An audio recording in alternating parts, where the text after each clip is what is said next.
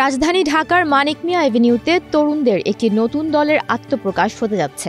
এই উপলক্ষে সেখানে একটি অনুষ্ঠানের আয়োজন করা হয়েছে, যার প্রস্তুতি প্রায় শেষের দিকে। সারা দেশ থেকে জাতীয় নাগরিক কমিটি এবং বৈষম্য বিরোধী ছাত্র আন্দোলনের কর্মী ও সমর্থকরা এই অনুষ্ঠানে অংশগ্রহণ করবেন।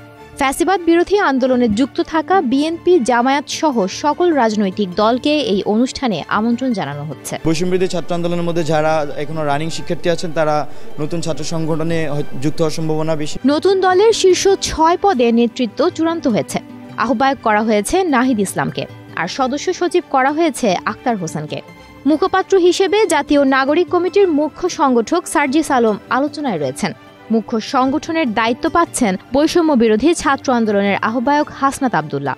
জ্যেষ্ঠ যুগ্ম আহ্বায়ক পদে থাকতে পারেন জাতীয় নাগরিক কমিটির আহ্বায়ক নাসিরউদ্দিন পাটোয়ারি। এছাড়াও যুগ্ম সদস্য সচিব পদে জাতীয় নাগরিক কমিটির মুখপাত্র সামান্তা শারমিন দায়িত্ব পেতে পারেন। যদিও দল গঠনের সঙ্গে সংশ্লিষ্টরা বলছেন, কমিটিতে কারা কোথায় থাকবেন সে বিষয়ে এখনও চূড়ান্ত সিদ্ধান্ত হয়নি। এ বিষয়ে নিজেদের মধ্যেই আলোচনা চলছে।